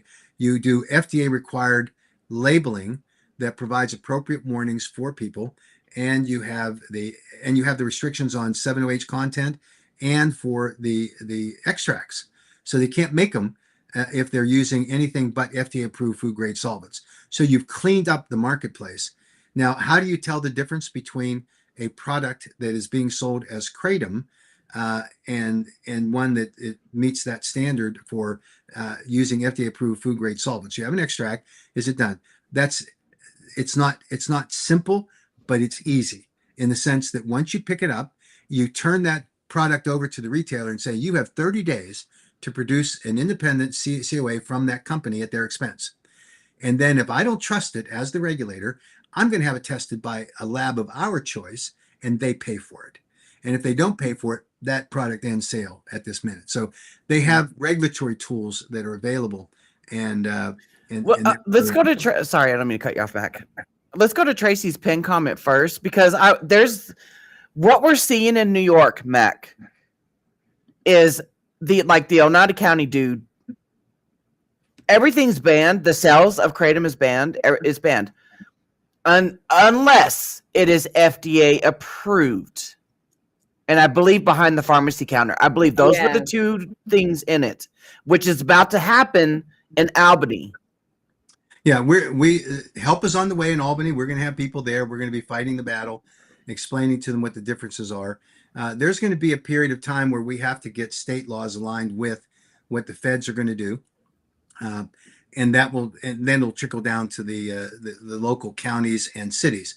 This is hard, and there will be some room for a state to do something more restrictive than the feds. That's why we need federal legislation, not the Controlled Substances Act, where they actually schedule a substance, but we're going to have federal rules and regulations on the sale of Kratom products that will allow a state to do something less restrictive, but not more restrictive. And so that's coming. That's just going to take a little time. But most of these counties and cities were reacting to the lack of regulation. Yeah. Mm-hmm. And so we're going to have to undo some of that nonsense. But we're hard at it, and we're going to do it. And I wish I could say there's a silver bullet. There's not. We're going to be at this for a while. There's no question. So Tracy, help is on the way, dear. Yeah. But she does. I mean, yeah, she says, can't states and counties be more strict than the federal law? Like they can still ban Kratom even though the scheduling carved out levels for Kratom. Well, the states still can ban kratom. They have the independent authority to do it. So we have to fight those battles. But 7OH is the problem. And what's Hmm. the driver for a kratom scheduling? And with the scheduling recommendation, it arms us with the information about why the federal government decided not to ban natural kratom leaf products. So then it's what I told one of the or two of the representatives yesterday after the meeting. I said, what is it? What is it that Rick Townsend knows that the FDA commissioner, the HHS secretary, and the DA administrator don't know?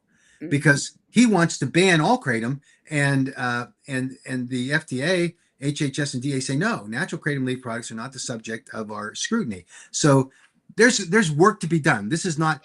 It doesn't end here, but a big part of the problem is going to be terminated. We can focus then on helping legislators and in the state and local county and local governments understand what the foundation argument is for why kratom should be properly regulated. Yeah, I Do- think that's what happened, like, even here in Tennessee, like, or in a lot of these local areas. 7OH was the problem, and Tennessee wasn't enforcing their regulations. And so, you have these people coming to the city council meetings and saying, we need to ban all kratom. And, next thing you know, so and so had a problem with kratom, or and it's all 7OH. It's Mhm. all 7OH. And so then all kratom ends up getting banned Yeah, because of 7OH. I don't have it here because I'm cleaning up my office, but I do have the baseball bat that my son used to knock over mailboxes. Well, he said he Oh, didn't you do it. still have it? Yeah, I still have it. I got it somewhere. And he says, I didn't do that, Dad. I didn't do that. So that's part of what we're dealing with here is that, Yeah. people say, well, it wasn't this thing. It wasn't the fact that my son was or daughter was on these medications or Mhm. illicit drugs. It was kratom. I mean, at some point we're going to have to say, you know what, we need to look at the actual scientific evidence, and we're going to continue to fight this. The comment which just was right. The KDA has a strategy where they're going to Yeah. try to go county by county, and we have to be prepared to do the same thing. So to borrow a phrase from a person who's highly reliable, get off your butts and go and testify, right? That's important. In-person testimonies, and Jen and I, and I'm sure you too, Mac, that, let me just bring this up. In my Montana testimony, that Senator Boldman, or Ellie, I'm gonna call her Ellie. I don't know her last name. Anyway, she was almost convinced to change her vote based on my testimony because her and that addiction doctor were referencing me when they were talking about it. She was Yeah. almost persuaded, and then she questioned that addiction doctor and stuck with her vote about the ban bill, wanting the ban bill to go through. I am a believer in personal testimony, and the cream on top of it and the cherry is a local person. Mm-hmm. I went to a hearing in Point Pleasant, New Jersey. Oh man, it's been 8 years ago or 7 years Oh, who ago. was this? Somebody says it's a pleasure meeting you yesterday, Mac. I'm glad I had a chance to speak. I hope. Is Dude, that Jim? Or that's Christian. Okay, Christian. Christian.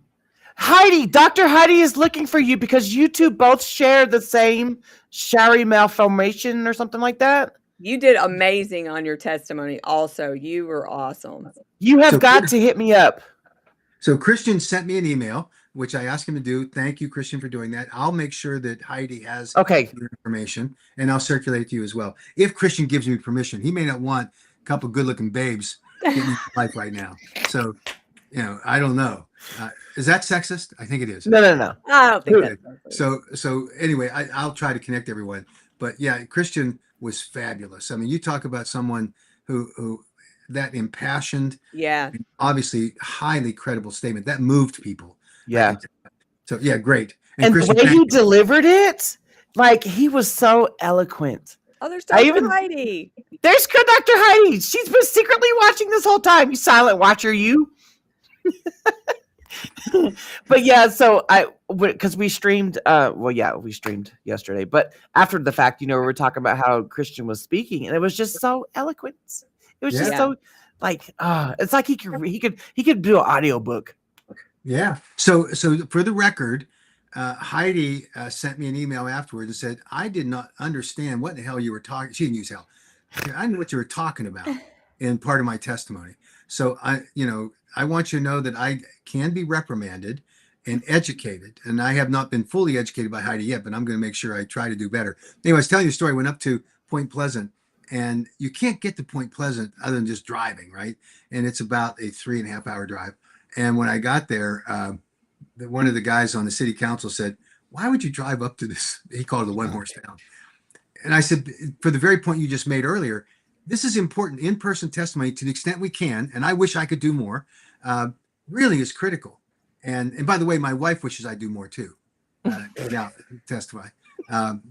So these are the things that really make a difference. And so a local person, that's really the creme de la creme. That's the greatest. And then behind that, for those that can, personal testimony in person is great. And then, of course, the zooming in is also very effective.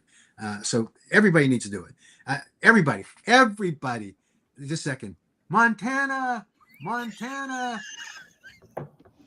Get off your butt. We do need we do need help in Montana. We need help in Yeah. all 50 states, honestly, but definitely in Montana, because there will be a revised KCPA introduced, right, in Montana when the state legislature goes in session. Yes. I Okay. would say, Tracy, as far as like reaching out preemptively to counties, I say at this point right now, it cannot hurt to reach out to any of your local areas That's what and KDA is just doing. educate the difference before it's too late and somebody else gets to them first. Yeah. Yeah. And there's information that we have available. But, one of the great, I think, resources is to take the letter that was circulated by Commissioner McCary to every doctor in America. Yeah. Send that. Because I get asked all the time, why do doctors think this? And I said, well, I don't know, but here's what the Commissioner McCary advised them, because doctors don't like us, obviously. So, Hold on, what is that? Mac, you're just like my husband. When I tell him we need to talk, he always thinks he's in trouble too. Well, usually when you tell him a certain way, your husband knows. no, trust me, I know I'm in trouble when Yeah. it's given in a certain way. And I deserve it, by the way. I'm completely to blame for every single time my wife is upset with me. Well, my husband would say the same thing, Mac. So I mean, I think you're probably right. Your husband's a very smart man. I just want you to know. The senator in Montana. Which one? So the House Speaker is Speaker Len, I think is his name. Great friend of Kratom, or Lair, maybe it is. Oh, Great. yeah, the speaker. Yeah, okay. He's a great friend of Kratom. Senator Barry Rusher, who lost his reelection, unfortunately, is a great friend of Kratom. So now we're looking for on the Senate side, but we've got great advocates there. Our problem in Montana, a little bit complex, is that the Yellowstone County, which is the largest county in the state of Montana, contracts out their health department functions to a private entity that is largely an addiction recovery center. And Mr. Fortis, who runs that, was the one who testified at the last hearing, and then his associate, the woman that was also there, anti-kratom, but there was a real question, not only about the reason that addiction recovery center doesn't want kratom, we all know that, but where someone can come in and have the authority contracted to them under Montana state law. That's a real question. So we're going to be there questioning that authority and working with people in Montana. Every state is going to be important. Every state brings its own complexities to it. We just need to work harder and recruit more advocates and do the best we can. I'm going, Kathleen, if you're talking about the one that was referencing me. Anti-kratom. Oh, he is anti-kratom? Which one? There was a couple on that Senate that was sitting up there in that Dios. Is it called a Dios? Dias. Dias. Dias or Dias. So, Representative Meeks, obviously, if I have his name correct, he was the coroner. He's anti-kratom. And there was an emotional one. I know there was an emotional one. Got a little bit emotional. I think Representative Ott probably is anti-kratom, but not for a ban. I think that was clear. She does not want it behind a pharmacy counter, and she doesn't want to ban it. So, are you talking about Georgia? Yeah, I'm sorry. Oh, we're talking about Montana. Oh, I'm sorry. Well, you're talking about the states. What was her name? She's the blonde lady. That was Boldman, or the one that went after. Anyway, she blocked me earlier this year in May. Yeah, on X. All I did was drop my testimony in her comment section, and I reposted a post asking other people to respectfully drop their testimony. She blocked me, but I call her the Guinness guzzling senator because her profile picture was a Guinness. it of is. her. She's literally holding a giant Guinness. So we need to do a genealogical review to see if she's related to Dean Francis, because this genetic tendency to block people that don't agree with you, maybe Mhm. there's something to that, and we could develop a vaccine that makes people more reasonable in terms of that kind of thing. Who knows? Kathleen, if you're talking about that guy that pretty much said that, I heard all the testimonies from the people that say that And I'm Kratom helped sorry it's him. going to make your life harder, but that's Yeah. yeah. If you're talking about that guy, it was Senator Nolan. If that's the guy you're talking about, Mac. When I was watching that hearing, I had to rewatch it, right, so I could clip up my points for my TikTok videos. Somebody farted. Oh yeah. Somebody farted. The one guy that was questioning Matt Salmon, during their going back and forth. Totally, yeah. Somebody farted. Well, I'll tell you, I don't know about that, but I can tell you that that Senator Rusher told me that there are more cows in Montana than voters, and I think that that you probably have a common practice. And I know cows fart a lot, so maybe it's just part of the shtick there. I don't know. I'll have to show you the video later. I was like, and I didn't catch it the first time when we were watching it, and so I go and screen record so I can clip up my TikTok videos, and I was like, you hear this. It's hilarious. Do you have an update for Massachusetts? That was him. Yeah, Kathleen, that's him. Sorry, I just looked him up so I could see his face. Yeah. So in Massachusetts, there will be a lawsuit filed first of the week. I just reviewed all of the filings this morning, and we're going to sue the Department of Health. We think that they cited the wrong authority, and they don't really have what they claim to have. So this will follow in the footsteps of what we did in Ohio and what we did in Florida. We do not like to be in the mode of having to litigate against state agencies. But when we are in that position, the state agencies have to follow what the law says. And we think that we have a very reasonable chance of success in the state of Massachusetts. So that litigation will be filed. The members of the legislature who passed the KCPA language, it's embedded into a revenue bill an economic and development bill in the conference committee, subject to passage by the Senate, and no need to go back to the House unless they amend it. Then we'll get that bill through. And all of that was known to the governor's staff, but the governor did not reach out to the legislature, which helps us because we're talking about, what is a reasonable approach to regulate kratom? And you have a governor that was just looking for votes in a populist cause, as opposed to the reality of what the safety profile of kratom is. So what typically happens after we file these lawsuits is there's a scramble for a way to settle them. And the judges favor that. They want these parties to get this resolved. And there may be a pathway for us to resolve this particular issue through a settlement negotiation. But absent that, we're going to continue the litigation. And I think the legislature is going to be empowered to help us to resolve the issue and strip through legislative action the authority of the Department of Health to do what they've done. So the lawsuit is pretty much to put a hold on the ban? Yeah, you file two. One's a complaint where you allege the facts of the matter, and you demonstrate that the action taken by the Board of Health did not comply with Massachusetts law, and the action taken by the governor was inconsistent with that law, and therefore we're seeking a remedy. The second document that's filed is a temporary restraining order, which the judges will evaluate and say, if we have a reasonable basis of success, that they will grant a TRO blocking the state from implementing their ban on kratom. We think that we have that. Now, that's the strength of that TRO document will dictate how reasonable the State Department of Health will be when we have these discussions. This is what happens. the department regulators dominate all of the discussions leading up to a regulatory action like this. Then when their lawyers get involved, when they get sued, suddenly the lawyers, and I hate to utter these words, get more reasonable. And they say, what can we defend? Right? And so they'll start to have a reality check. And I'm sure by the time we get to Senator McKell's nonsense about not trusting the kratom industry, and we don't trust the lawyers, all lawyers will be gone by the time we get to this. But in the interim, we'll have to deal with these lawyers, and we will hopefully be able to persuade them that there is a pathway that accomplishes the 7OH ban, but allows for natural kratom leaf products to be on the market.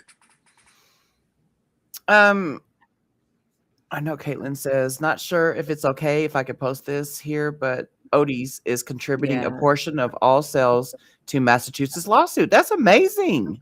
That's great. So guess what? This stuff does not happen for free. Lawyers are very expensive.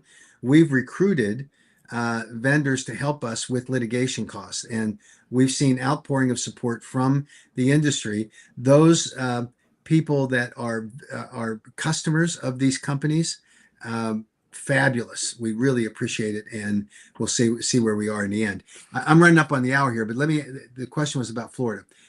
We did reach a settlement with the Department of Agriculture. They withdrew their rule. So they're waiting for the new rule, which will be amended by the Attorney General based on what the feds do. And we've been in close communication with them. We think we know where the Florida AG is going to be, and it will clarify some of these critical points that the anti-kratom people are relying on. And we're going to make sure we have safe products with a good regulatory structure. The Department of Agriculture will never be a friend of kratom as long as the current administration and the key people in that administration are in place. But they will have to align with what the rule is by the Attorney General, and they're going to have to align with state law. So hopefully we'll get a bill through in Florida that provides the regulatory framework that leaves less authority to the Department of Agriculture and relies more on a statutory criteria. There's so many layers of crap you have to deal with, Mac. Like, I could not get through this other than my confession, which the antikratom.org made a big deal of. There it is. Mac admitted that he's been taking kratom for 10 years. Yes. They were shocked. Yeah. They were almost as shocked as the Tennessee people. Yeah, I know. I've said it dozens of times, but more than dozens of times. I mean, they act like you're going to be just strung out or something. You know, they act like kratom is just some horrible drug. Right. And that it's hard. Now, there are people that say that when I make a presentation, it's prima facie evidence that kratom does make you goofy. Right? There's some people that say that, but I don't think they can say, they like to say that I'm somehow stupid. I don't think I'm stupid. I can be misinformed, obviously, but I don't think I'm stupid. They're entitled to their opinion. There's some people that say that kratom is impacting me negatively. I can tell you that ain't true. I just went through my annual physical, and the doctor and I joke about this all the time because I tell him I take kratom, right? And he's become informed about kratom and very interested in it. Not a convert completely, but he said to me that the kinds of things that I have to deal with from a health perspective, because when I was 25 years old, I started racing motorcycles. Actually, I was 24, and I banged myself up a lot. And the reason I did is that I was a very bad desert motorcycle racer. I absolutely loved it. I mean, I had because I worked my way through school in college selling motorcycles, and I was pretty good at selling motorcycles. And the shop owner gifted me, because I increased his sales so dramatically, one of the fastest racing bikes in the world. It was a Botaco Persang desert racing bike. Now that's like giving a race car to a teenager. It makes no sense. And that thing was way too powerful. So I banged myself up a lot. And today, at 76 years old, I'm paying the price. So we were talking, the doctor and I were talking about the fact that I fell in a legislative meeting down in Georgia, where our lobbyist was taking me off to an alcove where we could talk privately, and he knew where he was going. I didn't, and I'm following him closely. And he turns, and there's someone there, so he immediately turns back and he trips me, and I went down. So I banged up my hip, had a hip contusion, but then I had a small fracture in my back. And what's happened is I've got a nerve that's sitting there. So he just asked me, he said, well, I prescribed these opioids for you. Why aren't you taking them? And I said, because I'm on kratom. I've told you this for years. And he laughed. He said, yeah, I'm not a convert yet, but okay, if it works for you, buddy, you do it, right? And Monday, tomorrow, 2 days from now, I have an ablation procedure where they go in and kill the nerve that's pinched. Oh, you're going to do that? Oh, yeah. I got to do it because that nerve is sitting right there on the bone, and it's causing all kind of knee and my feet have this neuropathy that's just horrible. And so anyway, I'm going to do this. But we were talking generally about how do I manage my pain. And I know this disclosure now will be, Mac is using kratom for a health benefit. Yes, I am. And guess what? I have the First Amendment right to do so. Thank you so much. So there you have it. But, the kratom, my wife takes it. She uses it. No, she's only 31, I think. She uses it for the increased focus and the pick me up, right? She uses much lower doses than I do, or serving size than I do. But we are a kratom family, just so they know. And they can load on their criticism however they want to do it. I mean, I used to get the injections done in my back and my I did that spine, for a while. and it was just like, it'd be okay for like one day, and then afterwards it's just like, yeah, it's still there. My pain is still there. They tried to get me to do the ablations, before I got fired from my doctor in April 2019. I was signed up to go in and get the ablations done, but I got fired. I don't know why this is the case with me, but the biggest problem I have is getting up and down with my back. So sitting up, standing from a sitting position, and then sitting down. But with kratom, I can walk with the best of them. My wife always criticizes me when I'm walking too fast when we're going through airports. She calls it my golf speed. That I just want to get there, and I don't have any impairment. But I admit that if maybe I could up my dose of kratom, I'd do better. I don't know. I haven't any need. It's not painful. It's just difficult, right? Yeah, it's just there. Yeah, it's just there. So yeah. Well, imagine how many times imagine how many times you had to sit down and get back up in your 76 years on Earth. Yeah, I know. Because I had to get up and spank my kids all the time, right? So that was really hard. And we had 6 of them. And so, it was a lot of work to spank them. Oh my God, somebody's going to call CPS. I was going to say, somebody's going to call CPS on you. It's a joke. So the truth of it is, as a father, I probably, from the disciplinary standpoint, I was the easy guy. My kids would come to me and I did whatever I could. We hid things from their mother.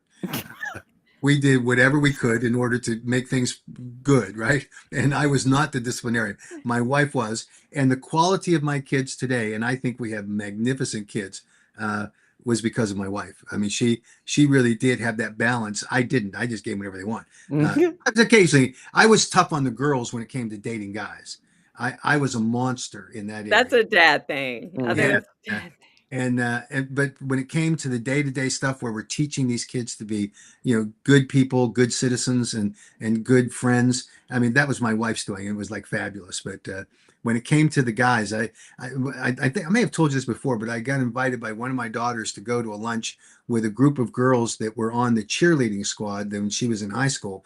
And we sat down and we're having lunch. And one of the girls said, "Oh, Mr. Haddo, we're so glad you came." She goes, "We were so afraid of you when we come to your house." And I thought, I'm the greatest dad in the world.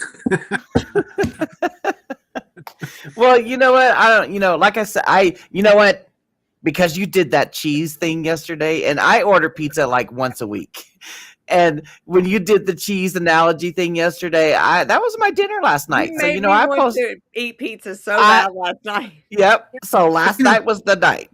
I know she didn't like it and she thinks it's absurd, but her point was that anything that activates the mu opioid receptors is an opioid, and that's not accurate. And so I hope when I have the conversation with her that I explain that the activation of the mu opioid receptor does not mean it's an opioid. And I think this is just an area she's unfamiliar with. Again, very smart woman. I don't think it's like she's deliberately saying something isn't true. I think she just doesn't fully understand it yet. But Yeah. hopefully we'll have that. I know we'll have that conversation. She really seems like a pleasant person, and we can disagree on things, but not be disagreeable on some of this. And exercise activates the neuroreceptor. it does. It does. I like 10 minutes in my treadmill workout. I could feel myself getting high. Yeah. Not gonna lie. I've got to run because I've got to call with the manager that I made a complaint to. And okay, recap the recap, Mac. Okay, so we're waiting for the decision by the DEA. We hope that will come this week to tell us where we are. If they're going to extend the comment period of the HHS secretary, assistant secretary, great. If they're going to file there are two scheduling recommendations. They do the 7OH, fine. And then they get more information on the MGM 1516 and pseudodoxil, great. Let's see where we are. We could all speculate, give it our best shot, but we would be 50-50 on any of these and those are not good odds to know what's going on. We don't know. We're going to pursue the Georgia thing. There'll be two more hearings, at least, probably only two more moving forward here. So we're going to actively do there. We've got hearings in next week up in North Dakota for the special session on Monday. We have a hearing in Montana coming up next week. We got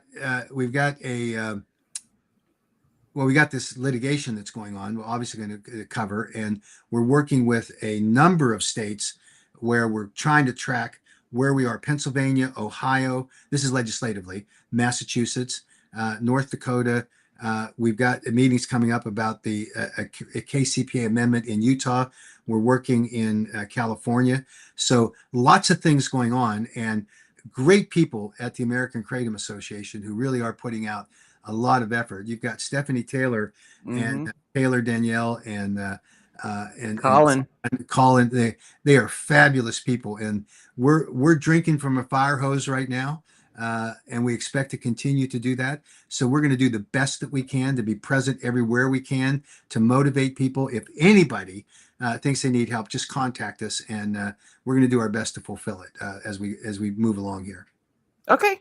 Have a good rest of your weekend and good luck on Monday. Yeah, good luck on Monday. Yeah, no luck involved with it. This is easy. We'll get through it. Thank you. Okay, bye. Bye, everybody. Bye, everybody. I don't know.